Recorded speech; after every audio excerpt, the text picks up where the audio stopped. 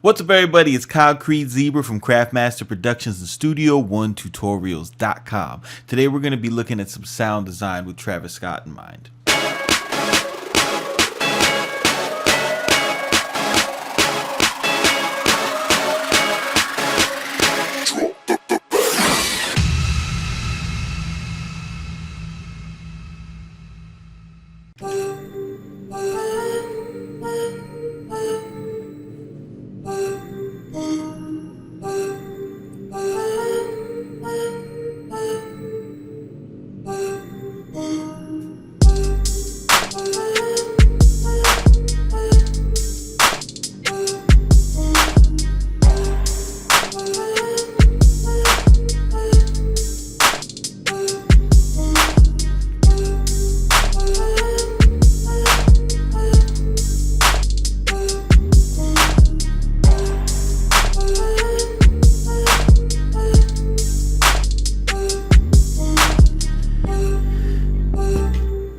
What's up, everybody? It's Concrete Zebra. Thanks for tuning in. We are going to be going over the first part of the new Travis Scott album tutorial that's on Studio1Tutorials.com. But this is something that I wanted to share with everybody, and it's going to be something I'm going to be talking a lot more about in the future. And that's basically kind of the mentality that you need to start getting into as far as, you know, your sound selection and your sound design. I had a friend.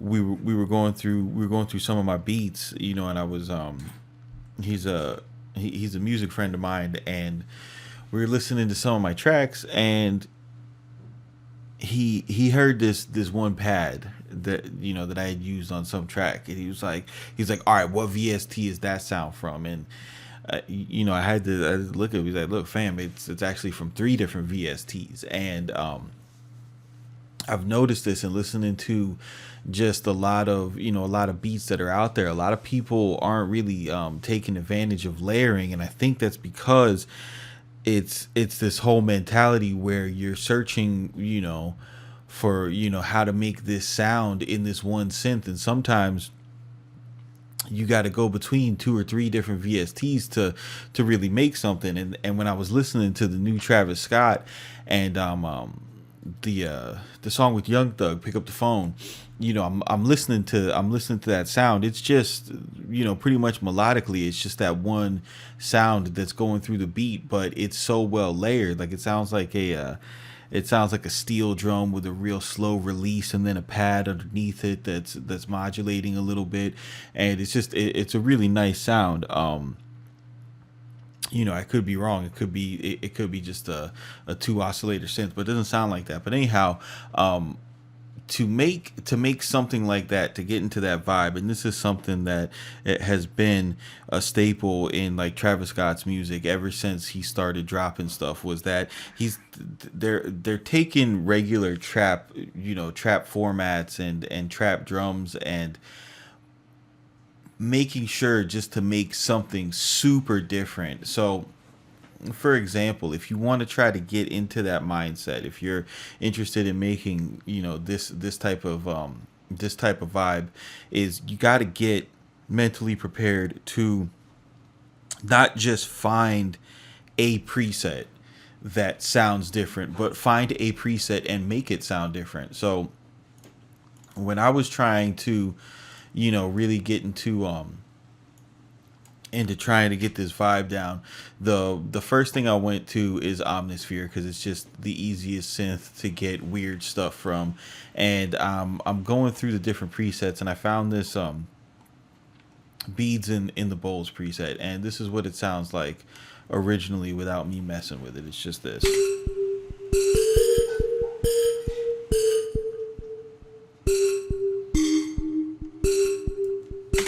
And I mean, you know, you could make a beat out of that, but I really wanted to go and try to try to do something similar to like what they had going on. So the first thing that I noticed was that sound that they're using has a really slow attack. Not a really slow attack, but it's definitely not percussive when you hear it. So I went ahead and adjusted the attack on this, as opposed to hearing this.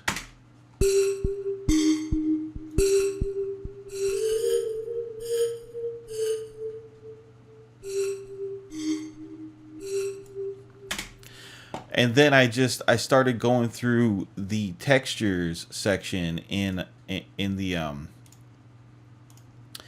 sample section, because I felt like the sound was hollow. I wanted to hear something, something else around it, and textures are always good for that. And this is another reason why I just love Omnisphere. It's so easy to find, things that you need. So I just went in here, started scrolling through some different stuff. I liked the way that that this Frozen Dream sounded when I added it into the mix.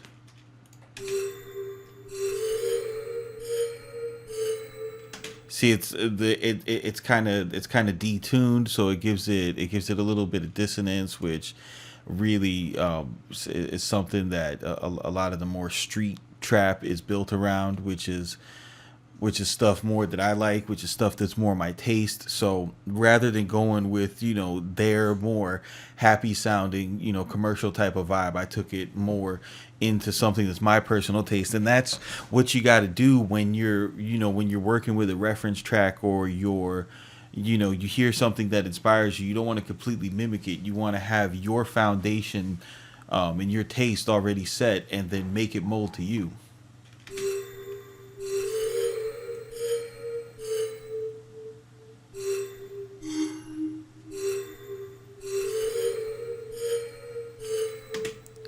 And that was pretty much it for that sound. But I still felt like it was like when I played it with the drums.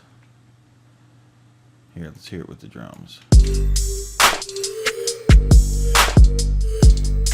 I just felt like the beat was still very very open, and so I find that I've noticed, like, when I go to sell beats and I'm playing beats for people, the beats that don't have at least something going on in the in the mids and the lower mids, if it's just high and low, people will tend to stay away from those type of tracks. So I wanted to kind of fill up the next octave below, because I have this this melody playing in C4, so I wanted something in C3. I just, personal rule of mine, just for my personal taste and my feel, like, I always have something in C3. I don't think I've ever sold a beat that didn't have something going on down here. So what I went ahead and did was I'm still remembering that steel drum vibe, and I found this in the TV and video game expansion in Nexus. I found this steel tom, and I adjusted the attack to flow with the attack on the Omnisphere sound, and came up with this.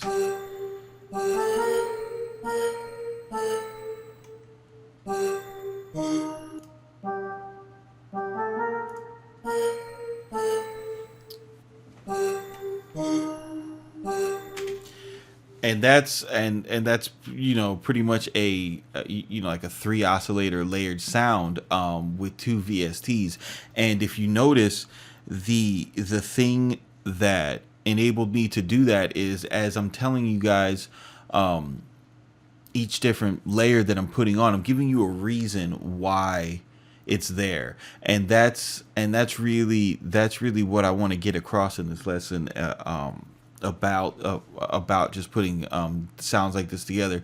And layering is, you don't want to just put things on top of each other just to put things on top of each other, but you want to have a distinct purpose for each thing. Like, this sound was to add lower frequencies. The frozen texture was to add more of a release, and the initial sound was to get that type of bell texture to begin with, and then when you add them together, you have this one sound that can carry an entire record by itself, which is very important if you intend on kind of making this minimalistic style of trap where you really only have one sound flowing through it, and you do most of your work with your drums. So keep that in mind. Hope you guys pick something up from this. This is again, if if you only have Nexus and something else, you can take 3 different patches from Nexus and adjust the attack on one, kill the release on the other, stack those sounds and see what you come up with. And I think you're gonna find that you're gonna find a new hidden chamber of plugins like Nexus that you didn't have before. You're gonna realize that there's more sounds in there than you ever knew. So thanks for tuning in. This is Concrete Simple Zebra. Keep it simple, don't be basic, and we'll catch y'all on the next one.